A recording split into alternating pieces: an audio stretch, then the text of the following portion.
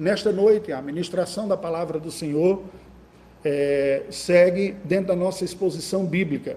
E eu gostaria de, nesse instante, convidar você a tomar a sua Bíblia em mãos no livro do Êxodo, capítulo de número 3. Êxodo, capítulo de número 3, capítulo 3 ou capítulo de número 3, eu leio para a nossa instrução neste instante a palavra do Senhor, que nos diz assim: apacentava Moisés o rebanho de Jetro, seu sogro, sacerdote de Midian, e levando o rebanho para o lado ocidental do deserto, chegou ao monte de Deus, a Horebe. Apareceu-lhe o anjo do Senhor numa chama de fogo, no meio de uma sarça.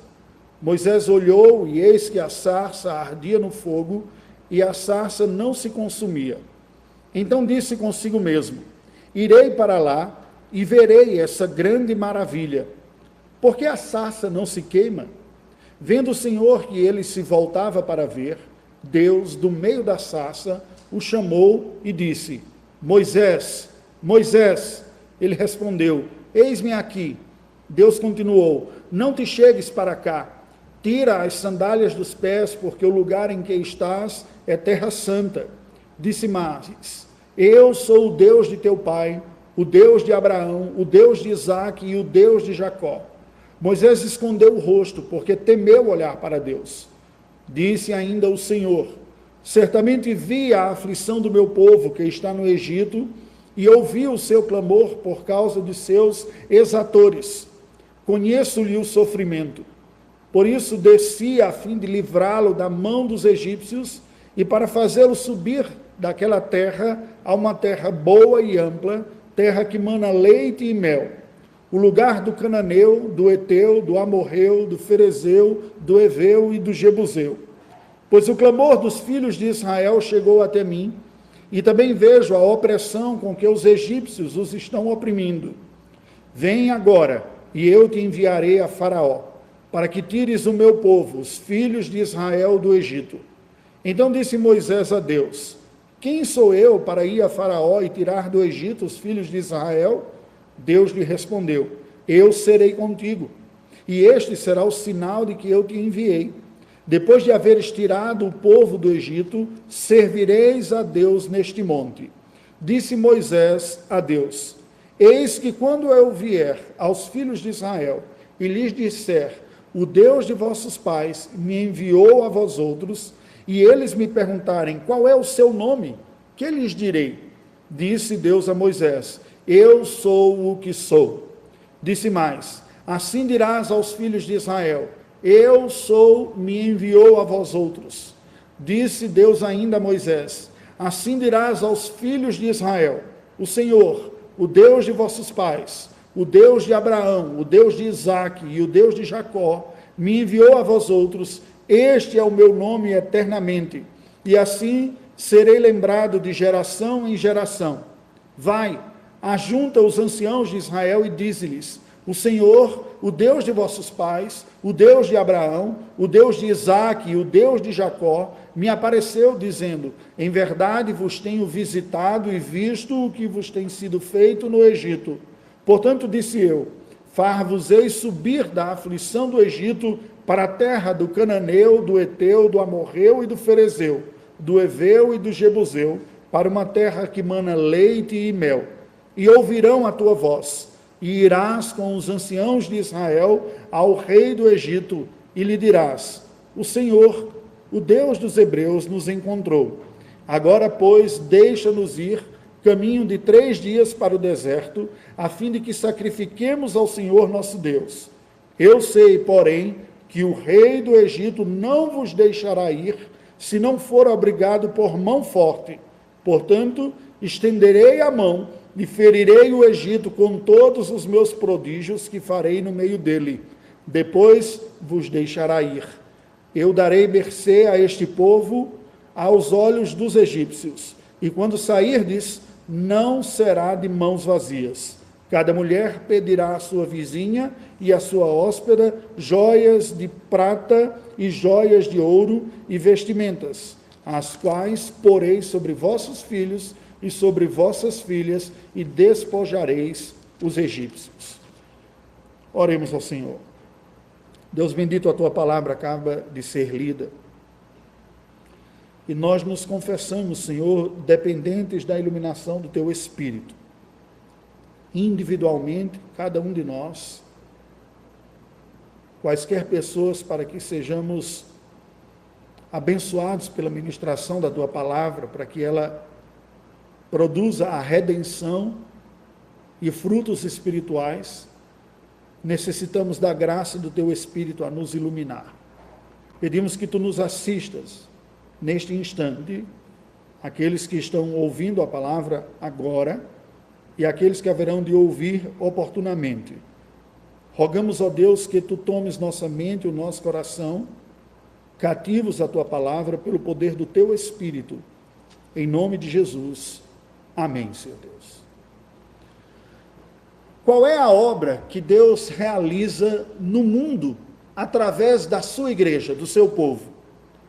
E qual é a missão da igreja, do povo de Deus, ao Deus realizar esta obra através dele? A igreja certamente tem uma mensagem a proclamar. Resumidamente, que mensagem é essa? Qual é a mensagem que nós temos a anunciar ao mundo por ordem de Deus? Com estas perguntas em mente, eu lhe convido a acompanhar o texto sagrado que nós acabamos de ler, que nos mostra um momento agora muito especial da história, não apenas de Moisés, mas do povo de Deus, o povo da aliança nos dias do Antigo Testamento.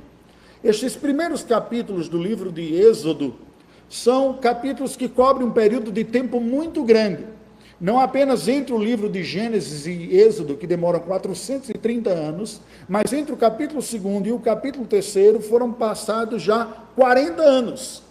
O capítulo 2º nos narra aquela trajetória de uma tentativa fracassada inicial de Moisés de liderar a libertação do povo, pois entendia que Deus o tinha capacitado, mas o povo hebreu não havia seguido Moisés daquela maneira.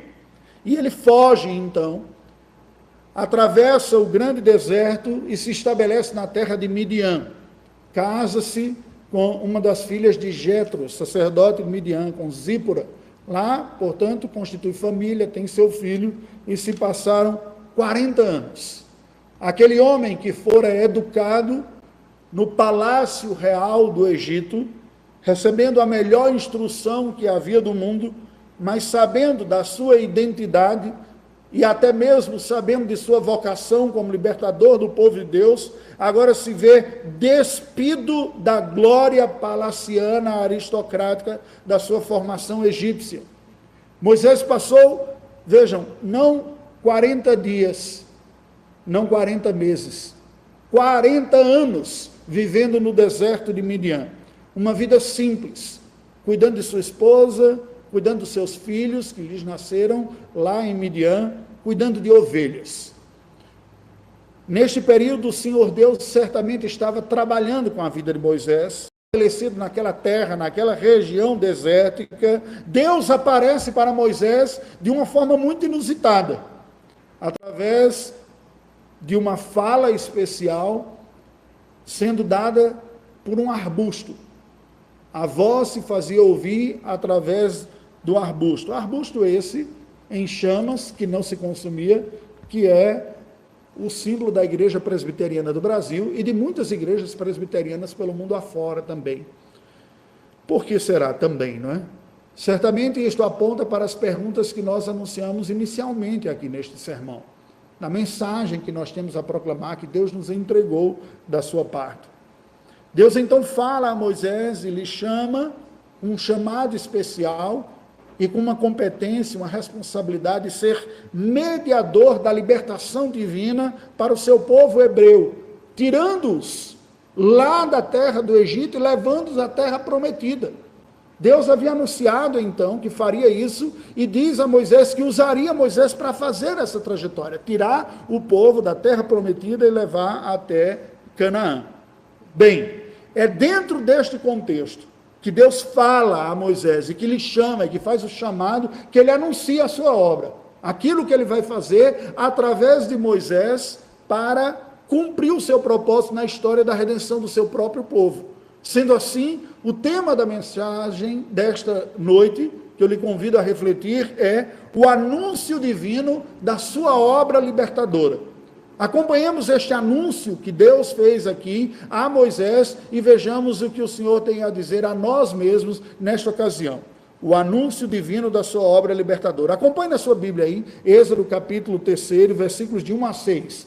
A primeira afirmação que nós podemos fazer, e deduzindo do texto sagrado, sobre o anúncio divino da obra libertadora que Deus está fazendo, é que este é um anúncio sobrenatural. Os versículos de 1 a 6 nos mostram isso.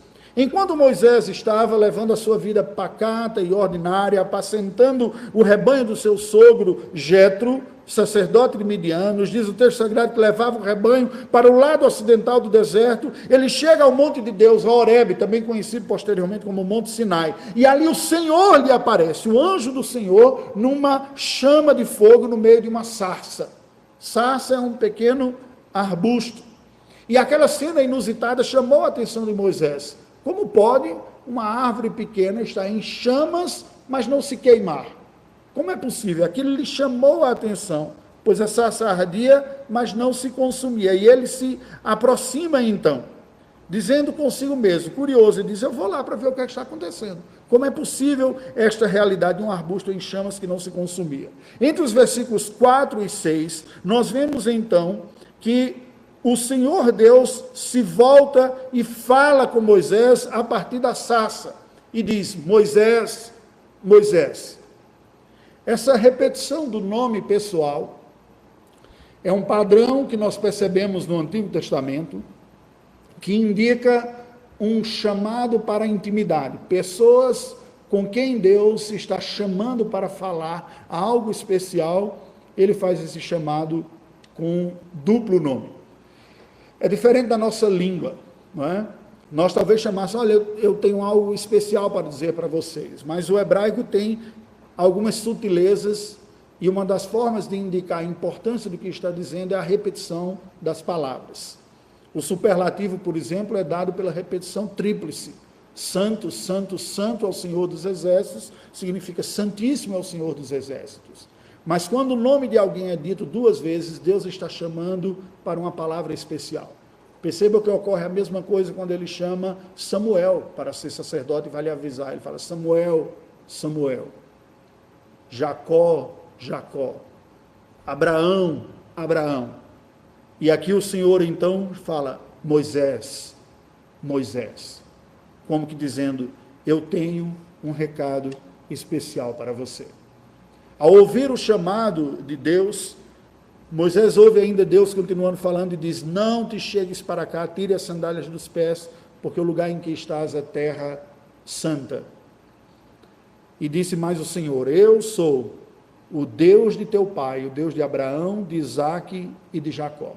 E o texto conclui no versículo número 6, que Moisés escondeu o rosto porque temeu olhar para Deus. Deus chama Moisés com uma voz audível a partir daquela sarça que se consumia, anunciou a santidade, a especialidade daquele momento, daquela ocasião, e afirmou para Moisés que era o Deus dos seus antepassados, do pacto que havia se manifestado agora e que agora estava trazendo uma palavra especial para ele. Qual é a mensagem especial que nós temos aqui nestes versículos? Em teologia, o que ocorreu aqui nós chamamos de teofania, que significa uma manifestação especial divina. Teo vem de theos e fania de manifestação. Portanto, sendo Deus Espírito soberano e glorioso, para se comunicar com o homem, em momentos especiais da história, Deus se manifesta de uma forma especial, como ocorreu aqui. E isto não é algo comum nem ordinário, mas aconteceu em ocasiões especiais, quando há uma mensagem importante a ser dada, ou quando uma missão especial está sendo dada. Neste caso, os dois, mostrando que este, portanto, era um momento especialíssimo. O curioso é que isto contrasta agudamente com os últimos 40 anos da vida de Moisés, que foi uma vida absolutamente ordinária. cuidando da esposa, dos filhos, de ovelhas no deserto. Agora Deus fala com ele de uma forma especial, uma palavra especial. O anúncio divino da obra libertadora de Deus também é um anúncio mediado. Isso está descrito nos versículos seguintes, de 7 a 12. Veja que quando Deus fala com Moisés, ele continua e diz ainda o Senhor: olha, eu certamente vi a aflição do meu povo que está no Egito, e ouvi o clamor por causa dos seus exaltores, eu lhe conheço o sofrimento. Deus está dizendo: eu estou atento ao que está ocorrendo com o meu povo. Abrindo um parênteses aqui, isso costuma ser uma das grandes aflições às pessoas de fé. É no meio da sua dor e do seu sofrimento, ficar pensando onde está Deus, onde Deus está no meio de toda essa dificuldade que eu passo. Deus então diz: eu ouvi, estou atento ao clamor e o que está acontecendo. Por isso, desci a fim de livrá-lo das mãos dos egípcios e fazê-lo subir daquela terra para uma boa e ampla terra que emana leite e mel, pois o clamor dos filhos de Israel chegou até mim, e eu também vejo a opressão com que os egípcios os estão oprimindo. Nos versículos de 10 a 12, Deus diz a Moisés que o usará para libertar o povo, porque veja, depois que Deus anuncia, disse: olha, esta é a realidade, mas não é a realidade final, eu vou mudar a condição do meu povo, da opressão e desta dificuldade, e vou fazer isso através de você. Eu o enviarei a Faraó para que você tire o meu povo, tire os filhos de Israel do Egito. E aí Moisés então se vira para Deus e diz: mas quem sou eu para ir a Faraó e tirar do Egito os filhos de Israel? O curioso é que isso faz um contraste muito grande com Moisés autoconfiante de 40 anos atrás, que achava que na sua força, na sua competência, seria reconhecido pelo povo como libertador e empreenderia. E se lançou até para executar um dos opressores, assassinando aquele homem, e para isso precisou fugir. Alguma coisa ocorreu com este homem, durante 40 anos, cuidando de ovelhas no deserto, que ele ganha agora uma visão mais humilde de si mesmo. E agora se coloca para Deus e diz: como é que eu vou conseguir fazer isso? Quem sou eu para ir até o Faraó e libertar os filhos de Israel? E o versículo 12, Deus responde: a diferença, ou a questão aqui não se trata de quem você é, mas de que eu estarei com você. Eu serei contigo, e este será o sinal que eu te enviei. Depois de haveres tirado o povo do Egito, servireis a Deus neste monte. Presta atenção nisso aqui, presta atenção. O que é que Deus está dizendo aqui? O grande sinal de que Deus vai fazer alguma coisa não é uma competência ou uma qualidade que a gente desenvolve, não. É a própria certeza de que Deus está interessado nisso. Ele diz: eu estarei, eu executarei, eu estarei com você, por isso que isso acontecerá, porque eu sou o Deus dos impossíveis. Com Deus não há impossíveis. E o sinal é: você que está aqui cuidando de ovelhas neste lugar, você vai resgatar o povo. E aquele povo que está debaixo de uma terrível opressão lá no Egito, voltará a este lugar, e neste monte vocês vão me adorar, me servir. O que nós aprendemos desta parte aqui é uma lição bíblica da mediação. Preste atenção que, embora Deus seja soberano e todo-poderoso, Deus tem uma maneira de executar o seu plano na criação. Poderíamos chamar um modus operandi Dei, um modo de Deus trabalhar, uma maneira de Deus fazer as coisas. Embora a redenção seja uma graça divina, a obra de libertação, a execução na história do seu plano redentor, embora Deus seja o libertador, ele se utiliza de mediadores para executar a sua história de redenção sobre a terra. É um padrão de Deus. Desde a criação, quando ele cria todas as coisas, ele estabelece Adão como mediador entre ele e toda a humanidade. Por isso que o que Adão fez afetou toda a humanidade.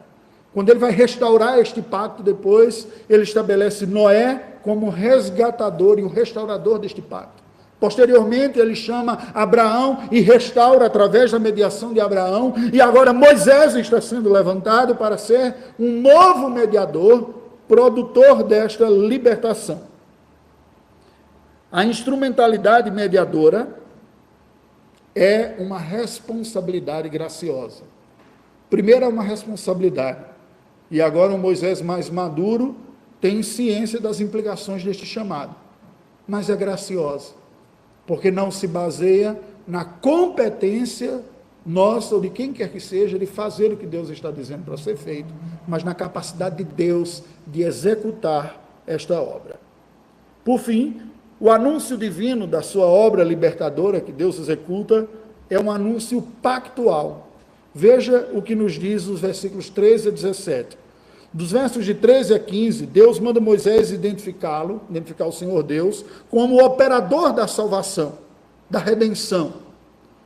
Termos que estou usando de forma sinônima aqui, porque a redenção implica libertação, resgate, perdão, salvação da condenação. A palavra redenção ela é bem mais ampla neste sentido.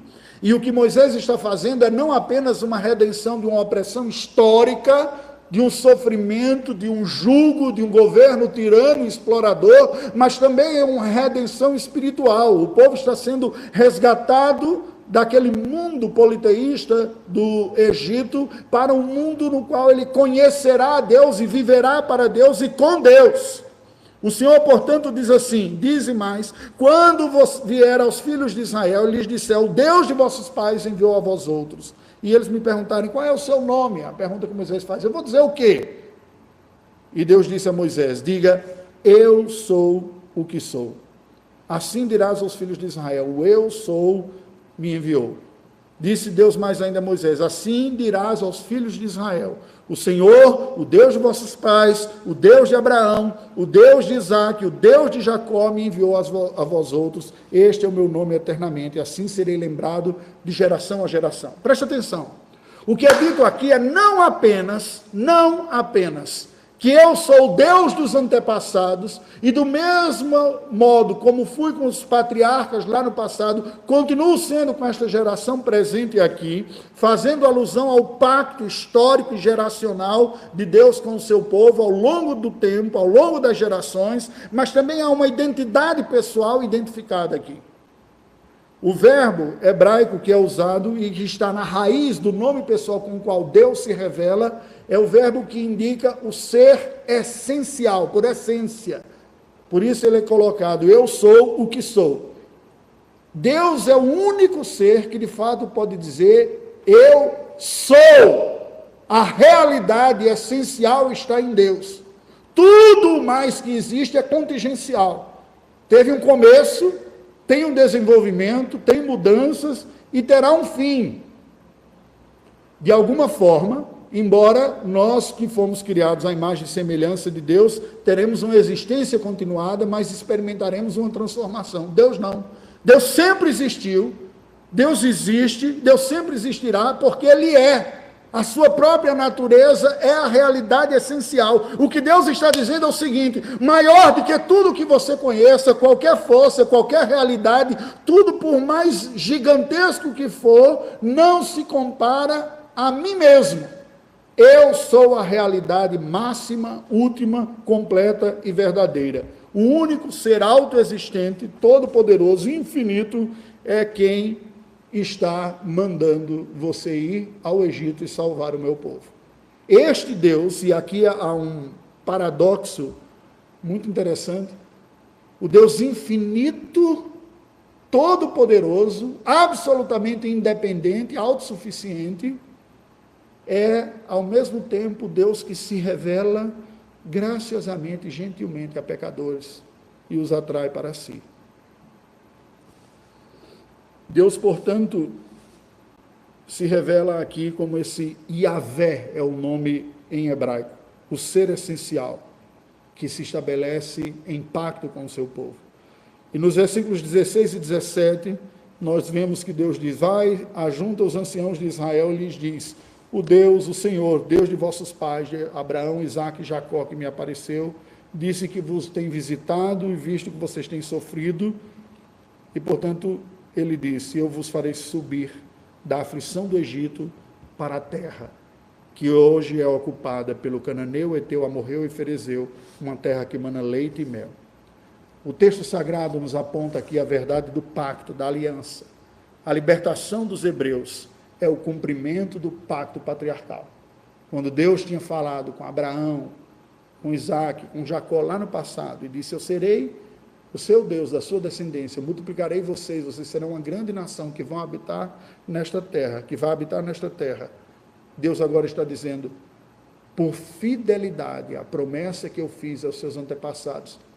Gente, presta atenção, não foi há 43 horas atrás, ou 430 minutos atrás, foram 430 anos atrás. Imagina o que é aguardar o cumprimento de uma promessa por 430 anos.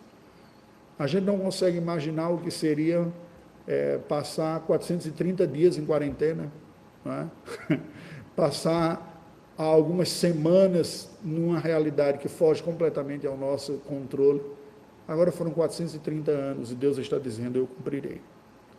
A aliança de Deus é a aliança da redenção. E agora o que Deus está falando é: vocês agora chegaram num ponto que tem condição de ser uma nação, agente suficiente, e eu miraculosamente vou fazer esta nação. A divina obra redentora é a execução histórica do pacto de graça do Senhor. E nós temos um quarto ponto, embora eu tivesse falado finalmente, inicialmente, são 4. O anúncio divino de sua obra libertadora é um anúncio realista. Olha o que nos diz os versículos finais de 18 a 22. Ouvirão a tua voz, irá com os anciãos de Israel ao rei do Egito e lhes dirás: o Senhor, o Deus dos hebreus, nos encontrou. Agora deixa-nos ir pelo caminho de 3 dias para o deserto, a fim que sacrifiquemos ao Senhor. E Deus diz: eu sei, porém, que o rei do Egito não vos deixará ir se não for obrigado por mão forte. E eu estenderei a mão e ferirei o Egito com todos os meus prodígios. Darei mercê a este povo. Deus manda Moisés, juntamente com os anciãos hebreus, ordenar a Faraó a libertação do povo hebreu, alertando Moisés sobre a resistência que viria. Ele diz: não vai ser fácil, mas assegurando que ele, o Senhor, faria certa e absoluta a libertação do povo. Aqui é um paradoxo redentor, presta atenção que isso é um ponto importante. A implementação do reino de Deus, a experiência da redenção, que é vivenciada por pecadores que Deus alcança, essa experiência redentora tem implicações. E ela sempre ocorre, em alguma medida, sob forças paradoxais, conflitantes, mas coexistentes, de libertação e de resistência. Ao mesmo tempo que uma obra de libertação de Deus vai ocorrer, e está operando, e irá ocorrer, como ocorre aqui nesse texto, também haverá resistências e oposições a que isso ocorra. A redenção, porém, implica na vitória guerreira da vida contra a morte, a começar da própria alma humana. Ninguém que experimenta a redenção de Deus experimenta sem primeiro sentir o peso da crise da sua própria consciência, as lutas internas de se render ao Senhor, o seu próprio pecado, sua luta, sua incredulidade, suas dificuldades pessoais. A obra da redenção alcança as relações humanas, mas também sem pequenas dificuldades, conflitos, tensões, interesses diferenciados entre marido e mulher, entre pais e filhos, entre patrões e empregados, entre um vizinho e o seu vizinho. As diversas relações pessoais, intrapessoais, interpessoais, sociais e culturais experimentam a redenção como a vitória de uma guerra entre a graça de Deus que está redimindo e o mundo afetado pelo pecado que resiste. A mensagem original, portanto, desse texto é a seguinte: o que Deus está falando através de Moisés para aquela geração que está para sair do Egito, é que Ele mesmo, Yahvé, o Deus soberano que se revelou em pacto aos patriarcas do passado, é o executor da surpreendente libertação do seu povo, como a realização na história do seu pacto de graça, através de um mediador qualificado pela graça, através de quem, ou por meio de quem, ele anuncia a restauração de Deus e o seu povo, da comunhão que há entre Deus e o seu povo, realizando assim as suas graciosas promessas pactuais de separar um povo para si dentro do mundo. Agora veja que Moisés, esse mediador aqui, providencialmente capacitado por Deus, que foi trabalhado pelo Senhor durante aqueles 40 anos, que será o libertador da nação de Israel lá no Egito, ele nos aponta para esta mediação que se consumará séculos posteriormente através do mediador pleno e perfeito que é Jesus Cristo. Jesus, diferente de Moisés, não precisou passar 40 anos para estar preparado, mas ele ficou 40 dias no deserto, e não porque tivesse lutas pessoais, ou tentações, ou não soubesse fazer a medida, mas estava sendo ele mesmo provado e tentado para depois começar o seu ministério. Diferente de Moisés, o Senhor Jesus traz uma redenção que vai muito além de um único povo, de uma etnia, de um grupo, mas a mediação de Cristo é entre Deus e toda a humanidade, e todos os povos de todo o tempo. Moisés traz esta mensagem de libertação para uma geração da opressão do Egito. Jesus traz uma mensagem de libertação a maior de todas as opressões, que é a opressão do pecado, e é o executor, ele mesmo, da obra de redenção. Nós experimentamos não apenas em Cristo a libertação de opressões circunstanciais, mas todas as relações que nos afetam têm o poder de serem redimidas pela obra de Jesus Cristo. Portanto, o recado atual desta mensagem é o seguinte, preste atenção. É Deus quem define e anuncia a missão da igreja, a missio ecclesiae, como nós dizemos em teologia, enfatizando que oportuna, especial e eficientemente é Deus quem se revela a pecadores no seu ato resgatador, de atrair plenamente para si o seu povo, através de um perfeito mediador, providencialmente entregue pela sua igreja, Jesus Cristo. Portanto, a missão da igreja é anunciar esta obra da redenção, que Deus legalmente executou na cruz do Calvário, a qual o Senhor aplica biograficamente aos que salva através do anúncio mediado por porta-vozes fiéis desta mensagem de salvação. O que Cristo conquistou na cruz do Calvário alcança cada um no tempo designado pelo Senhor, através de mensageiros fiéis desta palavra. E assim, Cristo adquire, pela aplicação do Espírito Santo desta mensagem na vida de pecadores, adquire e conquista para Deus aquilo que ele comprou na cruz do Calvário, que são vidas. Porém, preste atenção, tal resgate de pecadores oferece a estes uma santa comunhão com Deus e com o restante povo de Deus, porém, em meio ao mundo que resistirá tanto à mensagem quanto à obra de redenção, tanto a mensagem quanto a salvação. E é este contexto de oposição, de guerra, da resistência do mundo, da maldade dentro de nós mesmos e fora de nós, na sociedade, na cultura, nas estruturas, é nesse contexto de guerra que Deus salva o seu povo e liberta. Concluindo, a obra de redenção que Deus está executando na história é anunciada constantemente por Ele mesmo, para que a sua igreja mantenha a sua vocação ministerial focada no chamado missionário. Porque nós, como igreja, podemos perder facilmente o nosso foco. Podemos nos distrair com inúmeras atividades, nos ocupar com N programações, desde entretenimento até babá de filho de crente, o que você pensar, a igreja é capaz de criar. Mas ela nunca pode perder o seu foco, ela é uma agência missionária. Nós estamos como porta-vozes da verdade de que Deus é o Salvador de pecadores. E tal gloriosa redenção da escravidão do pecado enfrentará sempre oposições mortais no mundo. Desde a altivez do nosso próprio coração, que resiste em se render a Cristo como Senhor e Salvador, até a resistência nas estruturas sociais, políticas, econômicas e as relações humanas de opressão, que só podem ser vencidas e redimidas por Cristo como o Redentor de todas as nossas relações.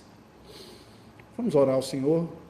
Eu lhe convido a buscar a Deus em um momento de oração, nesse instante.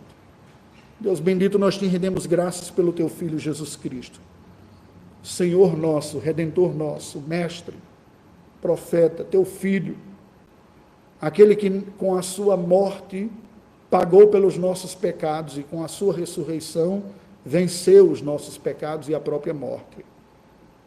Aquele verdadeiro Cordeiro imolado, aquele que foi o verdadeiro Cordeiro pascal, o Senhor soberano absoluto, Senhor da vida, que encarou a morte para livrar do pecado e da morte aqueles que o encaram pela fé. Reconhecemos, Senhor, que o mal, o pecado, está espalhado por toda a criação. Encontramos os tentáculos malignos da oposição ao Senhor, ainda dentro de nós, que já cremos no Evangelho, que nos faz ser tão autoconfiantes, autocomplacentes, rápidos para julgar e condenar o outro e lentos para percebermos a nossa própria miséria, que afetou todas as nossas relações, a nossa relação contigo, a nossa relação com o próximo, com o mundo, com o entretenimento, com o poder, com os valores. Ó Deus bendito, mas nós te louvamos porque tu não nos deixastes entregues à nossa própria miséria, mas tu enviaste o teu Filho para ser o Redentor de todas as nossas relações, e hoje nós dizemos, Senhor, venha nos redimir. Necessitamos desta redenção. Necessitamos da obra do Teu Espírito a nos convencer e nos fazer perceber onde há resistências e onde o mal ainda está presente em nós, para que experimentemos constante e diário arrependimento e rendição ao Teu Filho pela fé.